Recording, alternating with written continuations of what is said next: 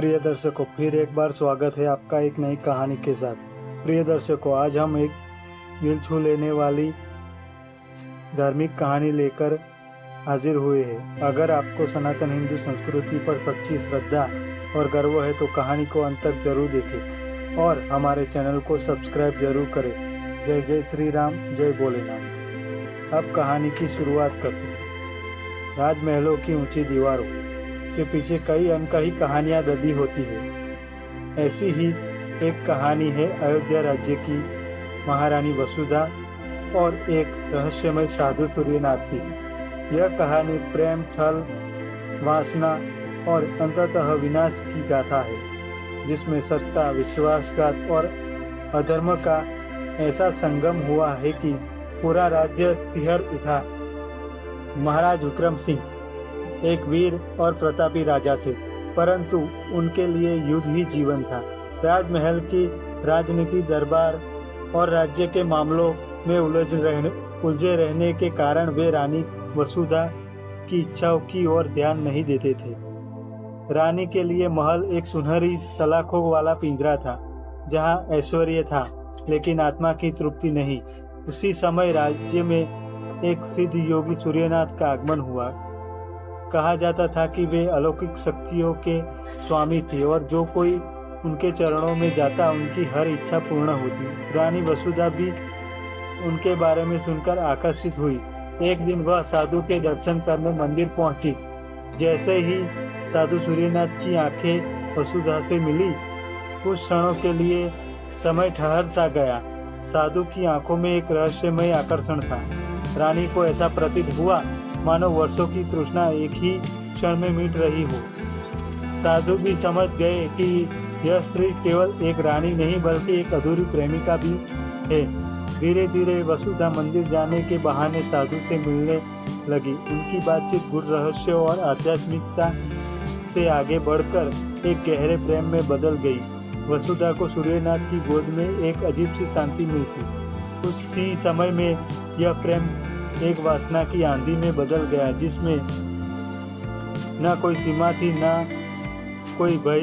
राजमहल की अंधेरी रातों में जब राजा दरबार में व्यस्त होते, रानी चोरी छिपे साधु की कुटिया में पहुंच जाती।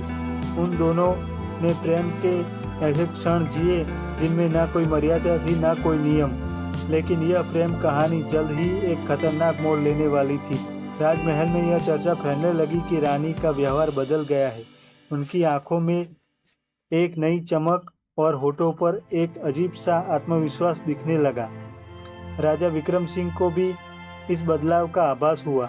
एक दिन राजा ने अपने गुप्तचरों को आदेश दिया कि वे रानी की गतिविधियों पर नजर रखें। कुछ ही दिनों में सत्य उजागर हो गया। रानी हर रात साधु से मिलने जंगल जाती थी। राजा क्रोध से भर उठे, लेकिन वसुधा इतनी आसानी से हार मानने वालों में से नहीं थी। जब उसे पता चला कि राजा को सब कुछ पता चल गया है, तो उसने एक भयानक योजना बनाई। उसने साधु से कहा, अगर हम राजा को रास्ते से हटा दें तो यह राजमहल और पूरा राज्य हमारा हो जाएगा। साधु सूर्यनाथ इस प्रेम में इतना डूब चुके थे कि उन्होंने इसे तुरंत स्वीकार कर लिया। अब दोनों ने राजा की हत्या की साजिश रची। एक रात जब राजा गहरी नींद में थे, वसुधा ने उनके भोजन में विष मिला दिया। राजा विक्रम सिंह ने अंतिम सांस ली और महल में हाहाकार मच गया। लेकिन रानी इस दुख से अनभिज्ञ थी। वह अपने प्रेमी साधु के साथ जंगल की ओर भाग गई। अब वह महलों की रानी नहीं बल्कि एक सन्यासिनी थी, जो अपने प्रेमी के साथ जंगल में कुटिया बनाकर रहने लगी। जंगल में रहते हुए वसुधा और सूर्यनाथ एक दूसरे के प्रेम में पूर्ण रूप से लीन हो चुके थे। लेकिन समय बीतने के साथ साथ रानी ने एक नई समस्या महसूस की। उसका शरीर बदलने लगा था। कुछ ही महीनों के बाद एहसास हुआ कि वह गर्भवती है। यह खबर सुनकर सूर्यनाथ विचलित हो गए। वे एक साधु थे जिन्हें संन्यास का पालन करना था। एक महिला और संतान का बोझ उनके लिए कठिन था। उन्होंने रानी को समझाने की कोशिश की, कि संन्यास और संसार के साथ नहीं चल सकते, लेकिन वसुधा अब एक और बलिदान देने को तैयार नहीं थी। उसने कहा, मैं सब कुछ खो दिया, लेकिन तुम्हें नहीं छोड़ सकती। इस संतान को जन्म देकर मैं संसार को यह साबित करूंगी कि मेरा प्रेम पवित्र था। समय बीतता गया और रानी का गर्भ बड़ा होने लगा, लेकिन तभी एक रात साधु सूर्यनाथ ने उसे धोखा दे दिया। वे रात के अंधेरे में उसे अकेला छोड़कर चले गए।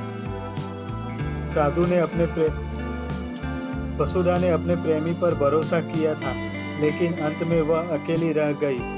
वह जंगल के बीच खड़ी पेट पर हाथ फेरकर रो रही थी। वह जान गई थी कि यह प्रेम नहीं, केवल एक छल था। वसुधा ने अपने ही विश्वासघात का बोझ सहन नहीं कर पाई। उसने अपने जीवन का अंत करने का निर्णय लिया और उसी कुटिया में अग्नि प्रज्वलित कर स्वयं को जला दिया। जो सूर्यनाथ जो उसे छोड़कर भाग गए थे, जब यह सुनते हैं तो उसे पछतावे से भर उठते हैं। वे उसी जंगल में भटकते रहते हैं, लेकिन अब न वसुधा थी न प्रेम। इस कहानी ने साबित कर दिया कि प्रेम जब अधर्म की राह चलता है तो उसका अंत केवल विनाश ही होता है।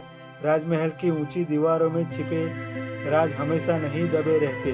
सच्चाई चाहे कितनी भी छिपाने की कोशिश की जाए, लेकिन एक दिन वह उजागर हो ही जाती है। रानी वसुधा और साधु सूर्यनाथ की यह प्रेम कहानी हमें यह सिखाती है कि छल और पाप की बुनियाद पर खड़ा कोई भी संबंध अंततः नष्ट हो जाता है। प्रेम यदि पवित्र हो तो वह संसार को संवार सकता है, लेकिन यदि वह छल और विश्वासघात से भरा हो तो केवल विनाश लाता है। प्रिय दर्शकों, आपको यह कहानी कैसी लगी कमेंट करके जरूर बताएं और ऐसी ही मज़ेदार कहानियाँ सुनने के लिए हमारे चैनल को सब्सक्राइब जरूर करें। धन्यवाद।